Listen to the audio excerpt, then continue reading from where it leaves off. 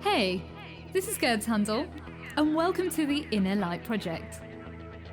This show is for anyone who's wanting to lead a happier, healthier, and enlightened life.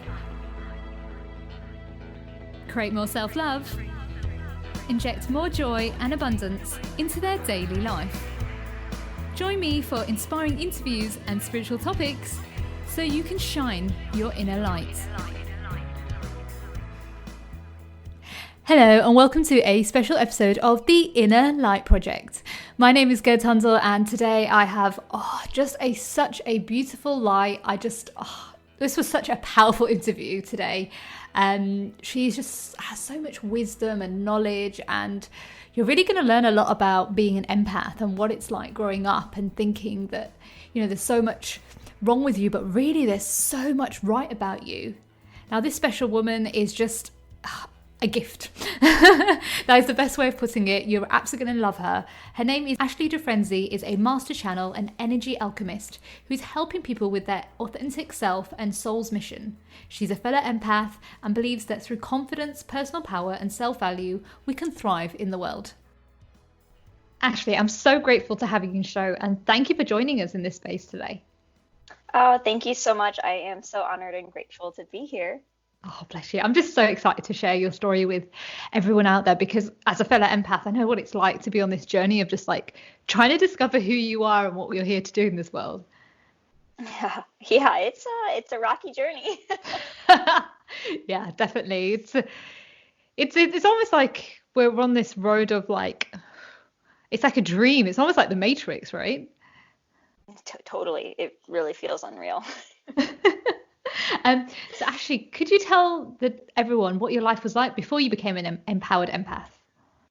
Oh, super disempowered, depressed, and just had no idea what was going on. I came from a Catholic family, and no one in my family was highly sensitive or empathic or spiritual by any means. And yeah, I definitely felt like an outsider, like very misunderstood, and felt like I was crazy kind of continuously.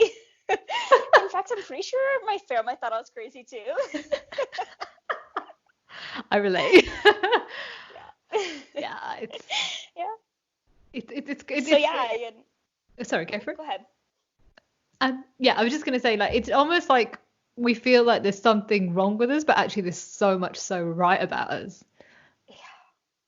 Yeah, it's the way I see it is being an empath is like experiencing the world without the filter that Mm. everybody else has. It's like you get to experience the whole 100%, not this the 40% that most people experience. And it feels like a lot. It's pretty overwhelming. And when I was younger, it was quite challenging. And I didn't really know what to do. My family didn't really know what to do with me. And they turned to Western medicine. So Mm. it actually is what got me studying psychology and got me into the field that I'm in, is because from a really young age, I just didn't know what was going on with me. And I started studying psychology at 12, studying What? textbooks and doing research and trying to figure out what is going on. Wow. And my parents brought me to psychiatrists and therapists and put me on a bunch of drugs and, said I was all of these things. And I know, right? And I knew that there's something wrong. I was put on these drugs and I just felt numb. And I'm like, Mm. I know that I feel a lot of things, but I don't think I'm supposed to be feeling numb, because I really feel like I'm nobody when I'm Mm. on these medications. And I felt really resentful and angry being labeled these things, and being so misunderstood, because I knew that something was still not right. And I chose to come off my medication, all the medications, when I Yeah. was in high school, and had to do my own therapeutic healing. Mm. And yeah, now obviously I'm not on anything. And if you were to diagnose me, you would be like, oh, wow, you were diagnosed with, OCD and depression and, a list of things. Like, it would be shocking to a doctor now. And the reason I bring this up is empaths are so misunderstood, and it's not really understood by the, Western medicine of, what energy is. There's no Mm. diagnosis for energy, and experiencing things. And so at the time, I think maybe things are a little bit better now. I think that doctors and therapists understand highly sensitive people and empaths, and that's so wonderful. But, people in their 20s, 30s, 40s, and upper, they didn't have that luxury of having Yeah. the medical industry understand them, and they got diagnosed with a lot of labels that were just inaccurate and made them feel like they were less than they were, which then perpetuates this wound of the empath of feeling not enough and feeling broken or feeling crazy. Yeah. And I feel like a lot of people who are on medications right now who've been called depressed, like who've been told that they've got depression or they've got anxiety, actually are empaths, but they've not figured that bit out yet at the moment. I believe a lot of people, I believe that to be very true. I was told by several doctors, psychiatrists, psychologists that I had a chemical imbalance and that Ugh. I couldn't be fixed and that I needed medication. No, Ugh. for real. And I have not had, I mean, I was suicidal. When I was younger, I really had a difficult Mm. time. I had attempted suicide several times and Ah. fortunately survived. But I just didn't understand what was going on. And I was this very spiritually gifted empath who communicated with ghosts. I've been a channel my Mhm. whole life, and I felt crazy. It just felt like too much. Yeah. And like when you don't have any support and there's nothing out there to like explain it, I kind of had to self-diagnose. I'm like, all right, am I schizophrenic? Am I what is happening here? Is this Yeah. real? Yeah, I relate, like from a young age. Oh, I was the same. Like I could sense things that didn't make sense to people, or I would feel the energy in the room, or as a child, you get like kind of told go and hug that auntie or uncle, and you're like, oh no, as a child, like bad energy. But they would never Yeah. understand it. They think, oh, you're being silly, you're being rude, and like I Hmm. slowly stopped listening to myself, and then I started like feeling depressed as well and anxious and picking up everybody else's stuff and yeah, I had a car accident when I was 21 and like being B at the time, I used to always be like this tough like character, like I can deal with anything. So I ignored going to the doctors until 3 months later when I couldn't tell you how many hours of sleep I had, what I had for breakfast. I lost myself and it was a really messy time, but I understand why it happened because it was almost like the higher power was trying to bring me back to myself and slow down. But Mm-hmm. my mom, bless her, she was like, go to the doctors. And so I went to the doctors, and this guy read 10 questions off a computer and said, you're depressed. You can take these tablets, or you can go and see, I think it was a psychologist at the time. And I walked out and I laughed and I refused. And I ripped up the prescription. I was like, nope. I know myself too, like more than this. And then the Wow. second, yeah, I don't know where this awareness came from. I don't know if it's because so when I was about 18, I started working in a pharmacy whilst I was studying. So I think because I'd been around so many people with like health problems or coming in, I guess I started to kind of understand myself through them in a way and kind of try to like yourself trying to figure out like what the hell is going on with me. um and I was always doing it as a child, but I used to think like yourself, I'm mad, there's something wrong with me, like I'm not fixable, like I'm broken. And yeah, so then I told my mom what happened and she goes, go see another doctor. So I made an appointment with another doctor in the same surgery. And I told this woman, look, I've had a car accident. This is what's happened. I don't feel right. I don't know what's going on. And I was in my final year at university. And she said, take time off. So she actually gave me like a sick note and I Wow. took time off. Yeah, that I thank her for doing that because I probably like yourself, I would have been on medication and I would have just believed what they said. And um yeah, I took time out in nature, I relaxed, I took a breath, like, I did things that I hadn't done, I slept properly. And within like I think it was about 4 months after, I was absolutely fine. But with me, it took lots and lots of other stages like accidents. My left arm stopped working in Canada, having to regenerate that, a kidney problem. I'll go on about it a bit later, but like Wow. it was, I kept ignoring the signs to slow down. I kept like thinking, no, Yeah. this is how society is. I need to toughen up, be an alpha female. Mm-hmm. Have to ignore my emotions because that's weak. Like, ugh. But yeah, it is really messy, isn't it, as an empath growing up? It's like we're made to think that there's something wrong with us, but there isn't. It's just nobody's been a guide for us or like understood us. Yeah, I think one of the biggest problems that kind of create the disempowered empath is the fact that we were raised and exist in a gaslighting community, Mm. gaslighting society, that it is so normal to disregard or gaslight somebody for something that you don't understand or that you don't experience.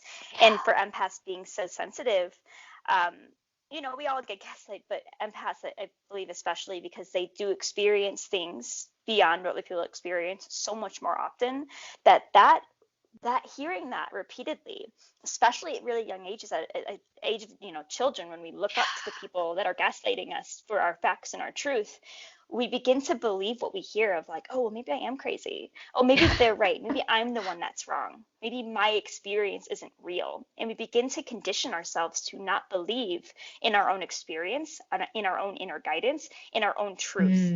And it Mm. disempowers us so much that we don't even know how to listen to ourselves, let alone trust anything that we experience. Oh That we my get God. into this perpetual need to seek external validation, seek external, um, support or coaching, or from anyone, from anything, saying, hey, is my experience real? Because I trust your opinion more than I trust my own Yeah. on something that you aren't experiencing. Yeah. Oh my God. Yeah. Yeah. That was literally my life before. Just, oh, what do you think of this? Do you think I'm okay? Yeah. Yeah. Okay. Well, oh gosh, Yeah. you took me back. It's just like, there was.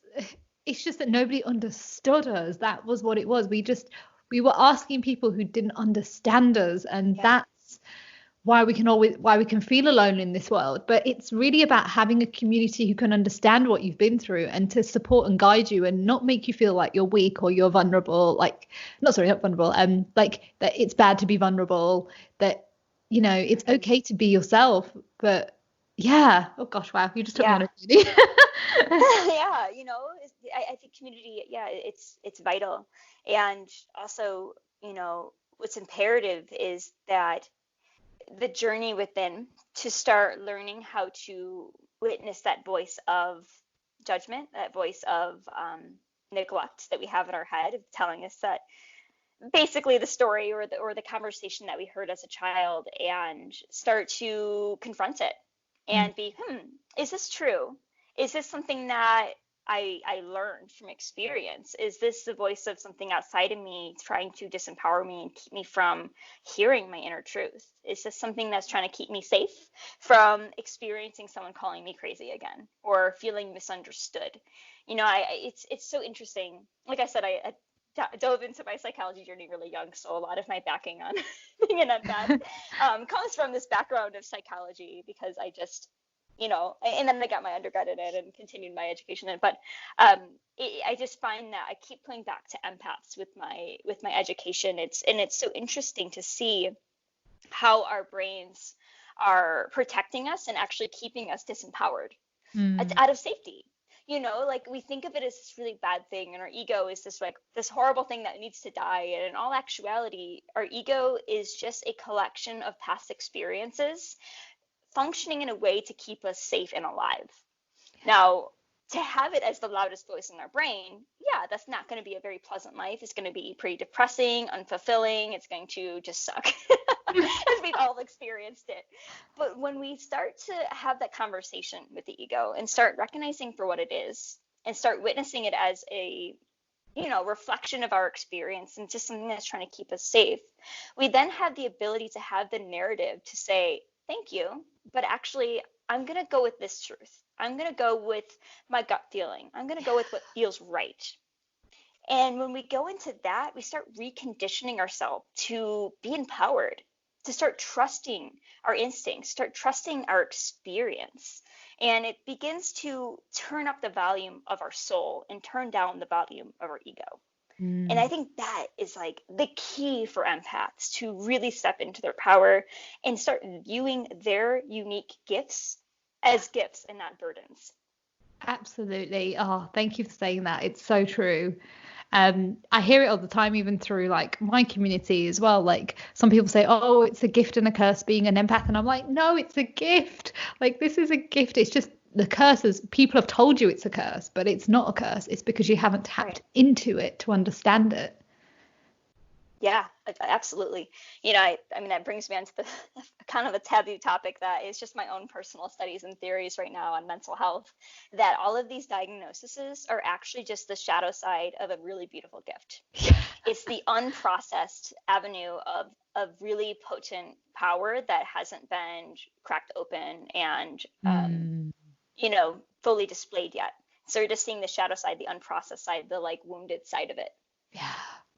Yeah. I understand what you're saying, because I always think that like when someone's having a breakdown, it's a breakthrough, not a breakdown. It's for them to come Hmm. back home to themselves. But we have to have the shadow and the light. But the shadow is to clear the past and the old stuff that's holding us back. But the light is that helps us to move forward. Hmm. Yeah, right, exactly. I mean, we can go into look at anxiety. Anxiety looks like this paralyzing, crippling thing that can feel awful and literally, change up our biology. But if you see what it really is deep down beyond when you like start working with it, you start seeing that somebody that's anxious is hyper vigilant and detail oriented. Yeah. And they have the need and the like inner desire to keep going. Like that's perseverance. That's resilienceness. You know what I mean? There's aspects, these characteristics that are embodied with an anxious person that are overlooked because they're hyper focusing on the wound, what Mm. hasn't been healed yet. Or like we look at depression. Depression is just an indicator that something in your life is not aligned and that something Mm. is not being honored. And so when someone, has major depression, it is an opportunity for that person to really sink into the depths of them, because they're kind of like stuck in a box of listening to what everybody else is saying or what their ego is saying, and they have like almost disassociated the aspect of themselves that's telling them what they truly desire. And so Mm. it's really this teacher of, okay, I know that there's something more and I just feel it more intensely, not living in my truth, you Yeah. know? Yeah. You kind of just reminded me of something, actually. When we're younger, like because we feel really different and we can hear things or experience things that most people don't feel, like who are not empaths, we get told we're weird, there's something wrong with us, and then that's when we start to people please because we feel like we need to fit in, and then Yeah. that's like a programming that we have. And then it's like as we get older we keep people pleasing, but we don't know why. It's because we're just trying to fit into a society that we don't really fit into. Yeah. Oh, totally. And I think that this especially goes for women empaths because of the Yeah. patriarchal system already existing to be highly sensitive and be like kind of put down for your sensitivities, because in the Mm. patriarchy, being sensitive, being vulnerable is a negative thing. Yeah. It's a bad thing for whatever reason, but in all actuality, it's a beautiful thing. It's incredible. Oh my gosh, it would end wars if everyone was empathic. But yeah, no, it's so true. The people pleasing is a way of finding some sense of security in a world that it feels so insecure and feels really unsafe, because it's one of our basic needs to fit in.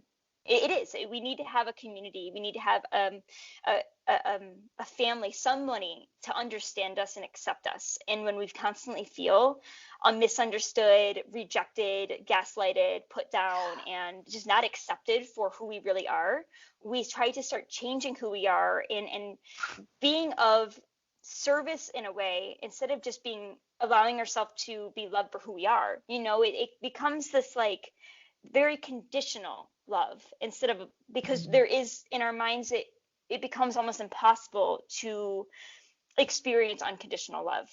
Yeah. Does that make sense? Yeah, because yeah, I relate because like with me growing up, like I grew up in an Indian community, so it's all about women people pleasing. Ugh.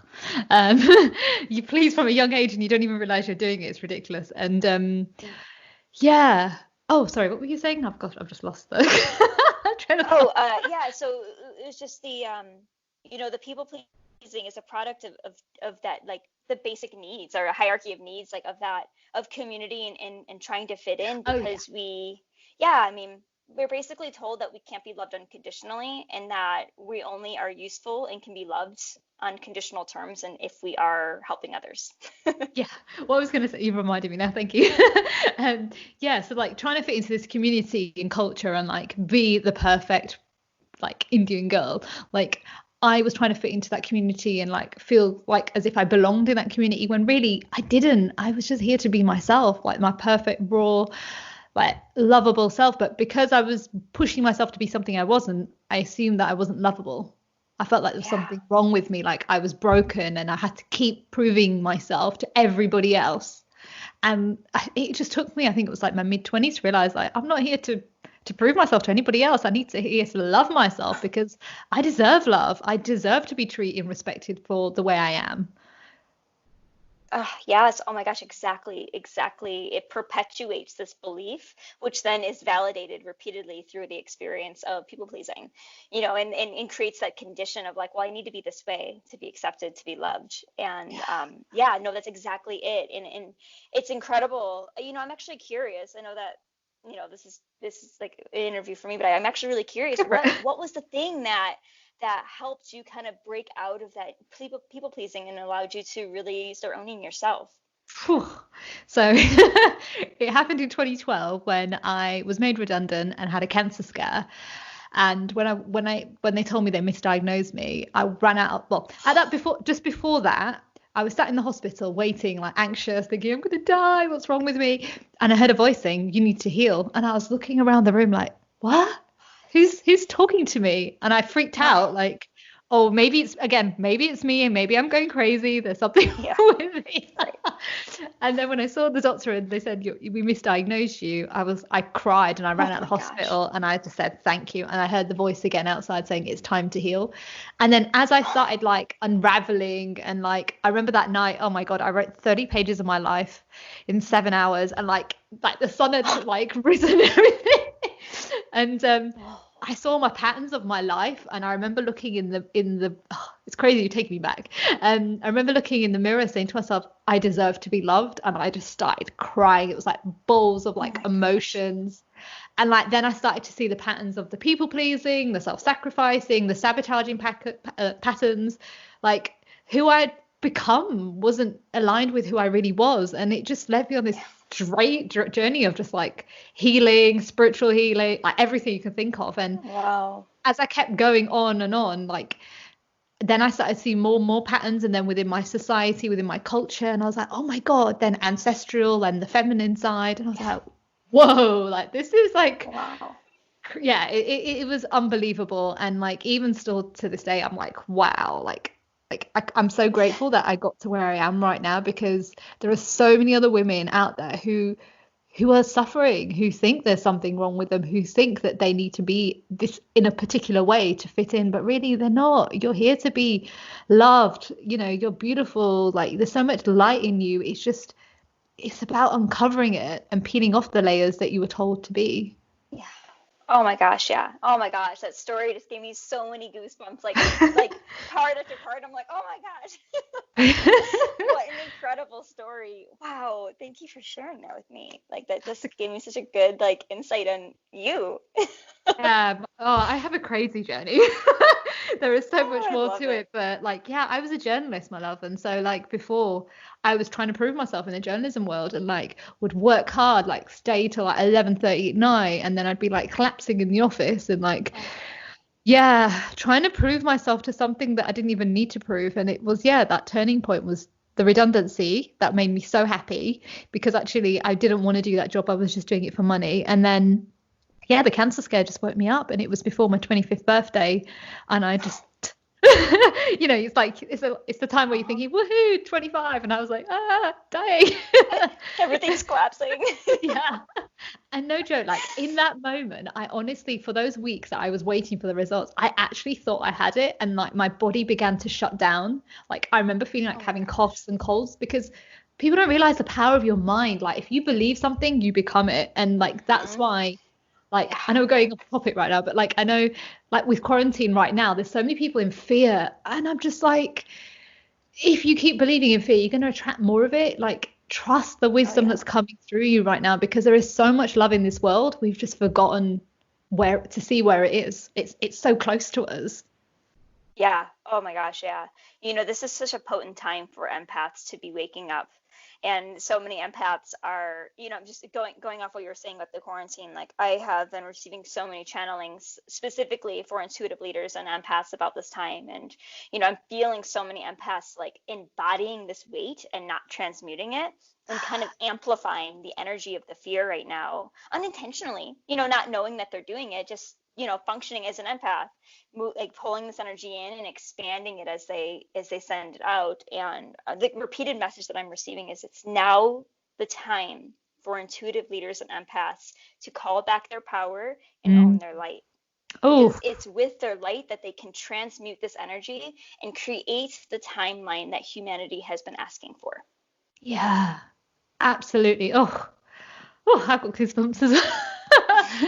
Wow, yeah, it's so true. Like, this is the time to really dive in and understand who you are and trust in your gifts and release that out into the world, because we've been functioning for so long, the society, just in fear and Yeah. made to believe as an empath that you need to fear life, when no, there's so much light and you are the light, and you have so many gifts and you have so much to give.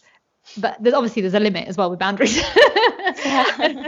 Because I don't know if you feel right now, there's probably a lot of empaths right now who are over giving because there's so many people who are fearful around them, but Oh yeah. you need to have Yeah, your, even leaders. yeah. Because what happens is traumatic times trigger old patternings. And Mm, so I'm seeing a lot of, I work with spiritual empaths and intuitive leaders, and I'm witnessing a lot of them wanting to just like be of service and give and give and give, but they're not putting themselves first and their energy first, which, is the basic role of empaths. But again, it's the conditioning, the trauma triggers old patternings, and then mm, they're finding themselves burnt out. And then they're finding themselves feeling ashamed and blaming themselves for not having the energy to show up and be the light right now. And it's just like this perpetual circle that's like disempowering and like zapping their energy when, I guess this is my like one tip. Like right now, if you're feeling like you want to just go watch Netflix and chill on the couch, do it. If right now you need to shut off technology and sit on your mat and meditate, do it. This is your time to first take care of yourself first. And then once your cup is filled, once you have the energy, once you receive those downloads, then you can go out there and share your light, but not before that moment. yeah, I You just do literally, everyone a disservice. I just want to clap you, like, seriously, because thank you, because I've been saying this to some people, because I don't know if you've seen, like, on social media right now, there's so many people saying, now is your time to serve. You're an empath or you're a light worker, go serve, serve, serve. And I'm like, no, let me just transmute what the hell's been going on. When I'm Yes. ready, when I trust the process, then I will go out there. And so I haven't been Yes. doing what everybody else has been doing, and I feel the same with you as well. We've just been doing what feels right for us so that we can serve from that level. And then when we're ready to expand it more, we will, but we're not going to be forced by people who have fear, like living in fear, to do what they want. Right. Oh, totally. It is an act out of fear of like, oh, we have to do this, or your business will fail if you don't do that. It's coming from a place of fear still. Even if Yeah. it looks like giving, it's still from a place of fear, and or fear of not enough, or fear of not helping people, or fear of conditional love, right? Or not having that conditional love that we have been conditioned from a young age to need or want, even through healing. So yeah, I feel the same way. When this first all started happening, I took a step back. I gave myself the time to process, to experience all of the waves of emotions, like have my exciting mornings and then like breakdown, like pitfall, big crying nights, like just let Yeah. myself go through it and just allow myself to be a witness of it. I'm like, oh, I see this isn't mine and it's moving through me. Okay, I'm gonna experience this and let it move through. And it really allowed a process that maybe could have taken weeks to happen in a day. And I was able to clear that all out, fill up my energy, receive the channeling, and then get Yeah. out there. And it really is surrendering. It's surrendering that need to control the timeline that actually speeds up the timeline in the first place. When we try to control it, it extends it and it takes longer and it's more agonizing. But when we just surrender it right up, right away, allow yourself to experience it, give yourself the time and space, it actually collapses that and allows you to move through it so much easier with joy, with pleasure, and allows it to happen in a much quicker pace. Mm.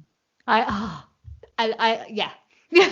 I'm nodding as you were saying that, because if like we can try controlling, but no, surrender is the key. Because like for me, like so I left the journalism world, and then it was like so I carried on like 2012 trying to figure things out, and then it was about, I think, 2016. I can't even remember now, it's a long time ago.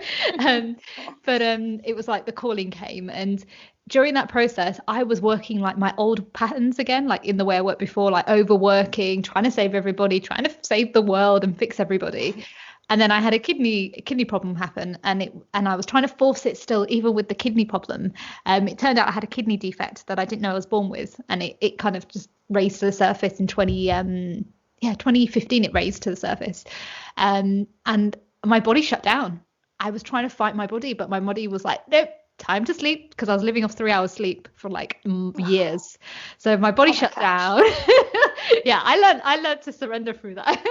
And I had to learn to slow down and connect with myself and like heal naturally. And then I ended up having an operation, but it was to save the kidney, and I'm so grateful that I saved it, despite what other health people said. But in that process, I learned to really surrender and trust the process, and I didn't need to have things figured out so quickly. I could just slow down. And it's so true what you were saying earlier about like the feminine side, the energy. When I connected with the feminine side, because I'd been an alpha female before, it really helped me to nourish myself. And like now I could just, I love having my days off. I love like connecting with nature. And like when I work, I get things done quickly in that time that I have. Yeah. And I don't spend 13 hours like I used to. I can spend 5 hours a day and that's it. And it's Yeah. just, it's so powerful. It's the magic of energy, like it really is this like wake up to what time really is. And when you honor your energy, it's so true.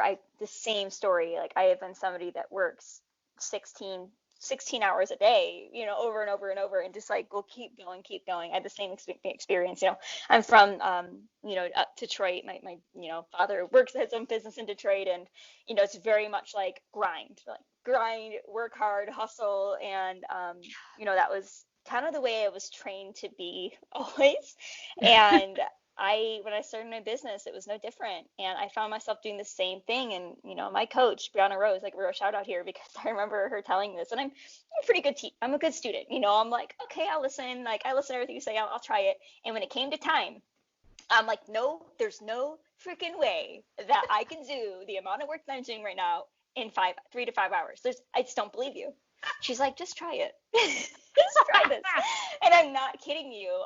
I still can't believe it. I still can't believe it because I was tapped into the feminine. Everything you just said, I started to kind of like figure out the times of the day that work best for me. And I was able to take my 16-hour days, hustle self, my go-getter self, able to take down those hours to like 3 to 5 hours. And it was just like, it was just mind blowing to like witness like, oh, I've always knew time was an illusion.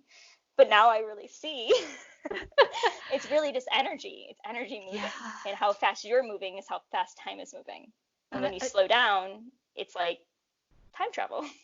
Yeah. And I don't know if it's the same for you, but like for me before, when I used to write articles, it used to take me forever and it used to stress me out. Whereas now I can create content in like 10 minutes and it's like, how? Where? But it just flows and it's so easy. Whereas it makes me realize the old life that I had, that it was hard because that wasn't what I was here to do. When you're doing what you're supposed to do, it flows easily. It's just natural, and it just totally. It's magic, isn't it? Yes, that's the soul's mission, and it does. It comes easily because your soul's mission. Okay, so I'm actually gonna like just break this down here. People use life's mission and soul's mission and life's purpose interchangeably, but they're actually different things. Let me explain. So your soul's mission is the mission that is infused in your soul that you came into this lifetime to fulfill. Okay, so it's this natural impact that you're already doing naturally, and it can be done in a really joyful way. It can be done in a not so joyful way. And it just happens. And so it can be, without you knowing it, it could be like small impacts. It could be massive impact, just is happening. Okay. And I can go into more of that detail where the life's purpose is living the most joyous and fulfilling life imaginable. Because as humans, law of attraction, we're meant to be experiencing the most joy, the most fulfillment that we can imagine. We're here to be the light because when we are that, we're experiencing that, we're nourishing ourselves in that, we put that out into the world. And just by being, we raise the frequency of the planet. Now, for your life's purpose to be the most fulfilling, of course, it has to embody your soul's mission.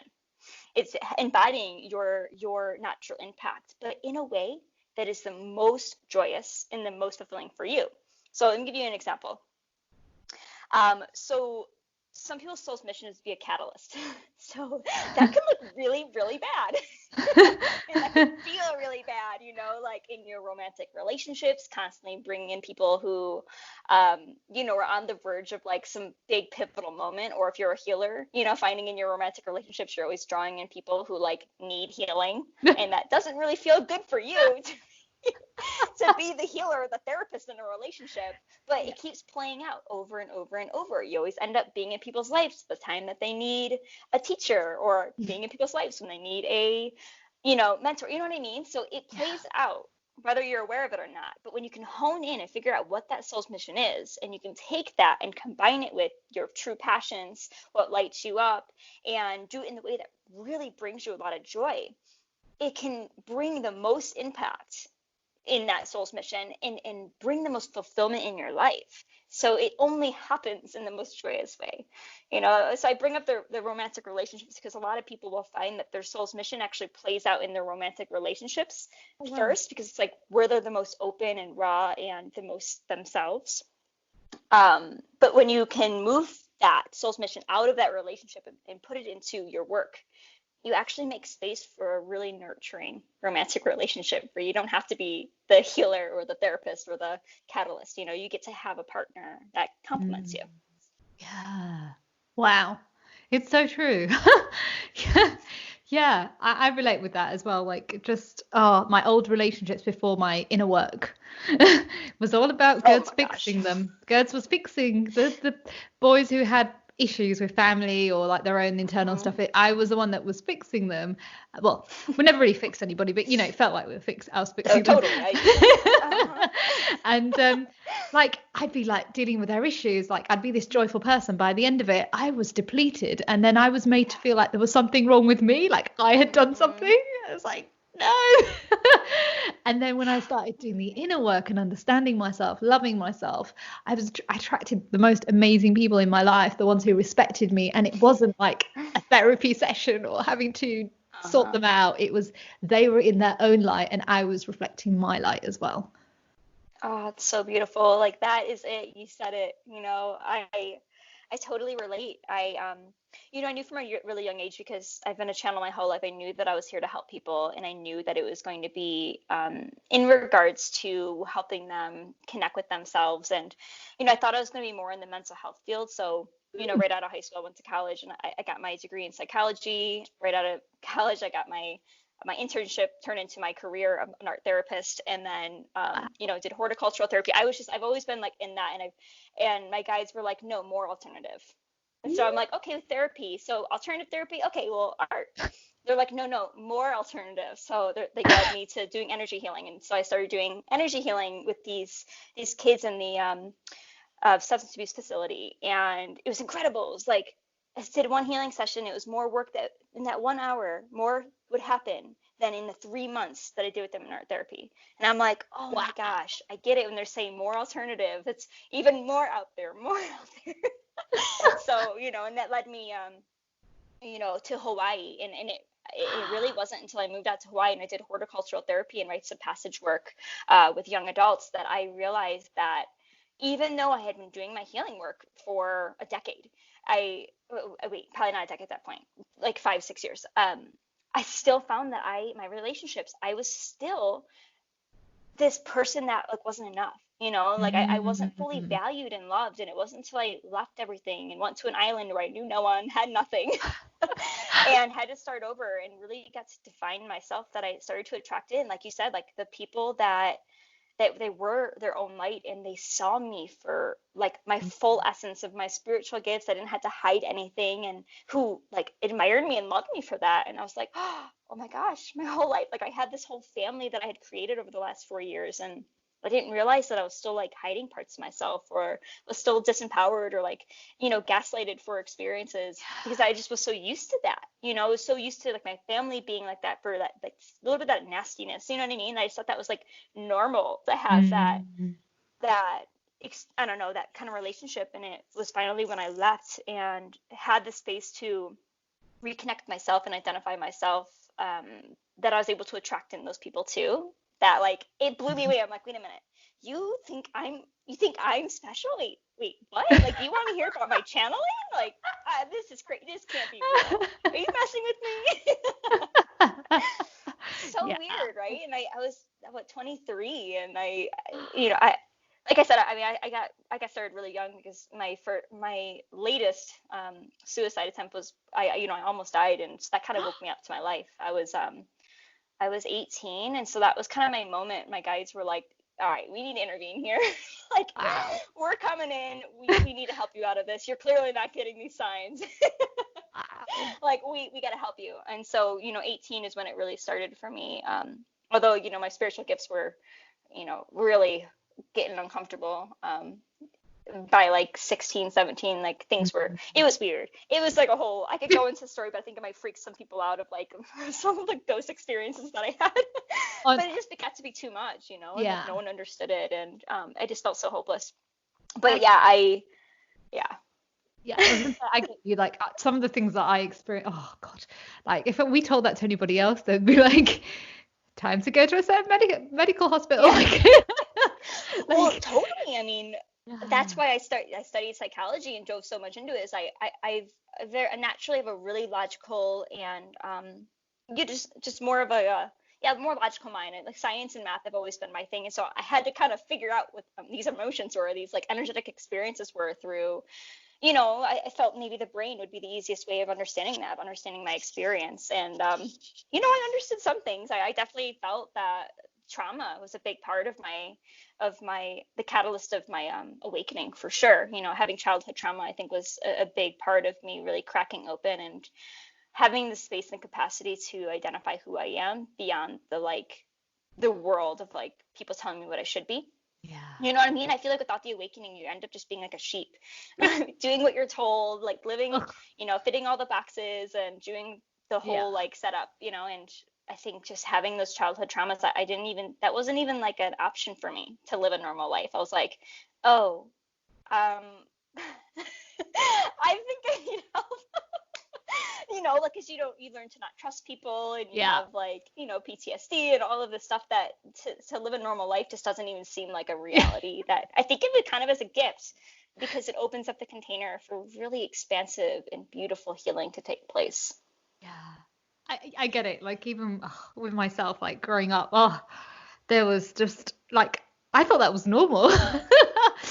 And then as you start to like speak to other people about their life stories, then you're like, oh, okay. So not everybody goes through this. And then you start to realize, oh my God, we've gone through a lot, but we've gone through a lot. So it gives us the wisdom now to do what we're here to do. And I feel like everything that Yeah, we went through is just it's helped us to helped us become the people we are today. And like I honestly believe like age is just a number because like I feel like everybody wakes up at a different stage. Some people start early, some start later, but there's no wrong or right way about it. It's when you're supposed to wake up. And like both so of us were getting totally. right, and both of us were getting messages. You were getting messages, I was getting messages, but we both kept ignoring them. So then like high power was like, okay, time to change that, and then literally just pushed us out of the way and showed us like Yeah, it's time to come home because we clearly weren't getting the messages, me as well, like accidents, health problems, you name it, like yeah. jaw going out of alignment, all these other things happening to me. Like it had to take something horrific for me to like realize, okay, Hmm. it's time to wake up, and the same with yourself. Whereas I feel some people kind of get the signs, but with us, we was like, no. Yeah, I know, right? I talk about this with my clients of like those that go through the biggest things or really horrific things. It isn't I honestly think it was like intentional. Like they're so resilient and so like hard-headed that they kind of need like that really big thing because all the small things already happened and they just pushed right through it.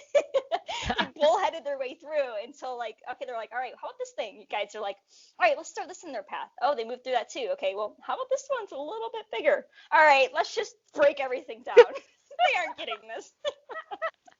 Yeah, yeah. And it's just like No, so dramatic the way it happens as well, right? It's like, yeah, is it me? What's going on? Am I here? yeah. Like, am I having a breakdown? Oh, totally. I I heard the messages from as a kid, and I talked to Angel's child, and I told my parents, and they're like, "Oh, you're so creative." And I was told at a young age to not believe what I'm experiencing and what I'm hearing. And from a young age, I was told, "You're gonna lead something big. You are here to help people come back to their soul, to live their best life. You were here to do these big things." And I just couldn't believe that that was me. I didn't believe in myself at all.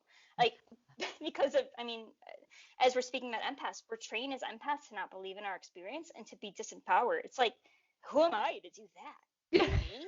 No. I can hardly handle my own life. How can I help someone else? Yeah.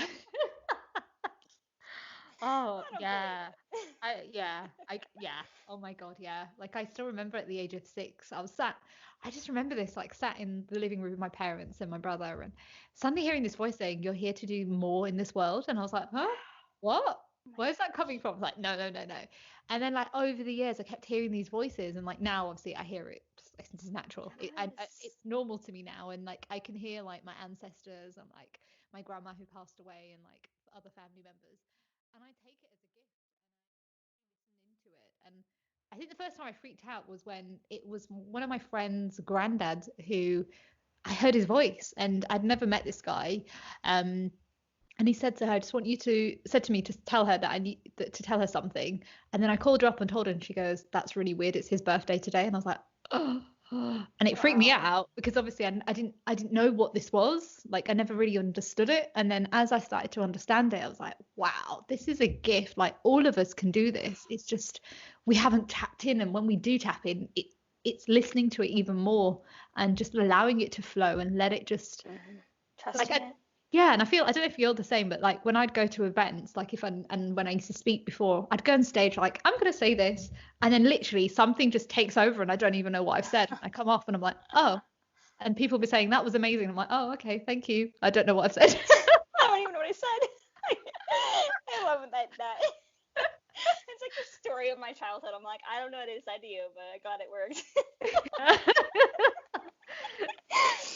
The channeling, it's the channeling. Yeah, I so hearing you say that, I'm like, it reminds me of all of my experiences in that too. And it's really scary in the moment when you're not taught about it. It can feel like, I don't know, for me, my only correlation or like relation to spirits talking to you were like horror movies, like Yeah. ghost hauntings. And so it was horrifying to have that happen. I really felt like I was like, I don't know, haunted. And it's so great that you were able to stay in that, and like share that message, and be that beacon of light without even like knowing it was happening. Yeah. It's It's beautiful. Thank you. And it just shows like as empaths like how amazing we've got so many gifts and with so many Yeah. things that we can do that if we just listen to them that could guide us. And I just want more people to know that you matter, and what you believe and what you're hearing is not that you're crazy. It's that your channels, your guides, your angels, like God or like whatever you want to call it, is guiding you. And that's the wisdom. Yeah, yes, it's just, empaths are so much more powerful and so much greater than they ever could imagine. And it's so true. It's working through that disempowerment and reconnecting with themselves that when they do that, it makes it easier to trust what they're experiencing, makes it easier to trust their guides, trust their intuition, because they're finally trusting themselves. Mm. And it's really a projection when we're not able to trust the universe, trust the process, trust our guides. It's a reflection of our inner work of not really being able to trust ourselves. Mm. And that's that old conditioning that we've been talking about repeatedly through this, of like what other people have told you to believe, and rewriting that story, recreating that truth to be more truthful, more aligned, that's going to support you in your empowerment on your journey of living out your purpose. Yeah. Wow. So true. Oh, before I forget, um, when did you realize that you were an empath? What was like the So turning point? I didn't even know empath was a term. I had like I realized my sensitivities. I basically realized I was an empath without the term when I was probably 18 or 19, Wow. and then didn't know the term until maybe like 2 years ago, but like I had already like done my work, set my boundaries, knew like the sensitive to energy, realized I was taking on people stuff, like basically like the definition of an empath I had kind of uncovered and figured out myself. And then when I finally heard the definition, I was like, oh yeah, that's what I've been doing. So yeah, it's about a decade now. I've known her about a decade now without a definition.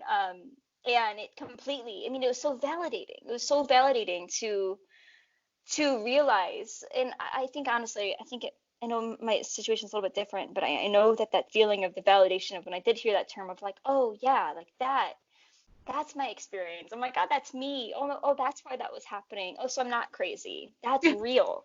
Like it opens up this darkness that we close off within us. It's like this little, like, I don't know. I see it as this like little cage or this like, I don't know, treasure box that we like keep locked up and hidden inside of our solar plexus. And when we hear those validations of that experience being real and other people are experiencing it too, it undoes those chains and it opens up that box, and this bright light is able to finally shine through, and that fire within us, that solar plexus, finally gets to ignite, and it brings back our power. Like, oh, wait a minute, this is real. I do have this power. This is a gift. I'm validated in that, and so much more. I'm so much more powerful than I thought. Oh my God, yeah. You just reminded me. Oh, yeah. I remember when I first heard the word. It's about 3 years ago, but like yourself, I'd already started doing the boundaries Yeah. and everything, and like Uh-huh. protection and trying to understand how to protect my energy and stuff like that. And I heard the word empath, and I just remember like a sound of a gong, like dong, like almost like saying you're here. Yeah. Oh my gosh. And almost like hearing people clap, like woohoo. It was just Finally, like. she got it. Yeah, maybe it was like our angels and guides, I guess, but like, Oh yeah. yeah, like it just was just like, thank you. I finally get it. I finally understand. I'm like you said, like I'm not alone, and I'm just grateful for just figuring it out because it is hard, isn't it, when you don't realize what it is, or like, not that we need to fit into something, but it's just knowing that somebody gets it. Yeah, it feels like coming home. You Yeah. finally being in a place where you're understood and accepted, and people aren't gonna, you're not questioned for your experience anymore. You're listened. You're met with curiosity instead of judgment. That's the way it kind of feels to me. Is like, I, finally identifying, seeing that you are an empath, just like relieves all of those inner judgments, and opens up the space for curiosity and play, and further development. And like, gosh, what's better than that? Oh, wow. Can you tell us about your new program? Oh, yeah. So, you talked a bit about soul's mission and life's purpose. So, this is my purpose. I'm here to help people align with theirs. And so, I have this transformational rites of passage mentorship program called Activate Your Life's Purpose, where we essentially guide empaths and intuitive leaders to realign with their soul's vibration. We blend psychology, neuroscience, spirituality, energy healing to help people work on each level and layer of themselves: physical, mental, emotional, spiritual, recondition themselves to their soul's vibration. Like reconditioning old patternings, rewriting stories, creating new sustainable habits, doing their healing work in their, chakra centers and energy, and aligning with their soul's vibrations so that they may be that clear channel of their soul's mission, of their sacred gifts, of their purpose, and support them in really stepping into their power and their confidence in these things, identifying them in the program so that when they leave and they move through the threshold into the incorporation, they have the confidence and the strength and the personal power to embody them so that they may lead them out, to be the light with the world, to fully lead the mission that they came to this life to lead in the most joyous and fulfilling life imaginable. Ah, that is beautiful. Oh. I love it.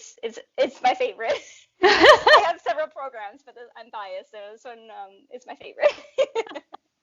Wow, that is powerful because yeah, it's just knowing yourself, isn't it? And you have to peel Yes, off the layers in order to figure yourself out and to know who you really are and what you're here to do. truly. Yeah, I'm a life's purpose channel, and so before I started this program, I actually started this program based off my experience with one-on-one clients. But what I'd find was I'd have a session with somebody, I would channel for them their life's purpose, and they'd be like, oh my gosh, yes, that's it. Oh my God, I got it. And then the next day they'd be like, wait a minute, what was it again? And just go right back into life's purpose amnesia. And what I started realizing was it's an energy. They're not embodying their frequency. So living out your purpose isn't just having more knowledge of what your purpose is. It's the embodiment of the vibration of your soul, of your purpose, so that you can actively live it out. So that's why the program, we don't even talk about purpose until halfway through the program, because it's all of the fundamental energetic, neurological realignment to support you in not just channeling in this information, uncovering this information, but seeing it and holding it and being able to embody it, because that's how you're able to actually live it out. Yeah. I know it's so frustrating constantly channeling these, and I'm like, wait a minute, we just talked about this. What is going on? And I'm like, oh, it's energy. Oh, I get it. I love it. I love it. Oh, wow. Oh, wow. Wow. I've just looked at the time. We are coming towards the end of the show. Wow, that's gone fast. Oh my God. I know. Oh my gosh. We could Wow. talk for hours, clearly. Yeah. There is so much we can talk about in that. So I've got a few last questions for you. First one is, what are your 5 top tips for somebody who's an empath and is struggling to kind of find their soul's mission? So one of the first parts of the program that we do is we do some story work. So I would suggest, I kind of mentioned this in this podcast episode, of going back into your story and reflecting on any repeated patterns of your life, whether it be in romantic relationships or with close friendships or with interactions with strangers, noticing a pattern of who you show up as in this interaction. What's that archetype that you show up as? And when you do that, you can start kind of seeing what your natural impact is and start identifying what exactly that soul's mission is. Nice. What are you most grateful for? Oh my gosh. Every time I do my gratitude practice, I cry. So I start crying. I'll be with you, right? Empath, right? Exactly. Yes, I feel it so intensely. What am I most grateful for? Oh my gosh. I really am most grateful for my guides just not giving up on me, I guess, just continuously putting things in my path and communicating with me and believing in me even when I didn't, so that I could end up where I am today, helping so many empaths the way that I have. It's just, I'm so grateful. I could go all day. I'm so grateful for so much. And what shines your inner lights? Oh my gosh. You know what really lights me up? Seeing empaths step into their power, speak their truth, like show up speaking their truth, and like just being this, I can like see it in their energy of like they're standing with power, they're speaking with confidence, they're totally embodying who they are, and they're openly just like owning it. Like that lights me up more than anything. Yeah, it's like almost like that badass energy. Yes, it's just the total empowered empath. Like I'm sensitive, I'm able to be vulnerable, I honor every aspect of myself, and I am a spiritual badass here to just like own it, that lights me up. I love that. Thank you so much, Ashley, for being on the show, and just thank you for being another bright light in this world and helping so many empaths to come back home to themselves and really trusting the wisdom that they have a gift in this world to share, and that they have so much to be like, there's so much so right about them, and you're just guiding them back to what they're really here to do. Thank you so much. It's truly such a pleasure talking with you and going on this ride with you and being on this podcast. Thank you. I really appreciate it. Whew, that was just amazing. Thank you, Ashley, for everything that you do. This was just such a beautiful gift, and I just hope everyone out there, you really were able to learn some stuff from Ashley today, because as empaths, there is so much that we can do in this world. It's just knowing that there's nothing wrong with us, and once we know that is when we can start to begin our healing journey. Unfortunately, that's the end of the show. Before I leave, I want to leave you with this quote. The meaning of life is to find your gift. The purpose of life is to give it away. That's a quote by Pablo Picasso. For more information about the show or how to trust your inner light, visit my new coaching program at gerdshundel.com. And remember, stay happy, stay healthy, Stay lit. Lit. Lit.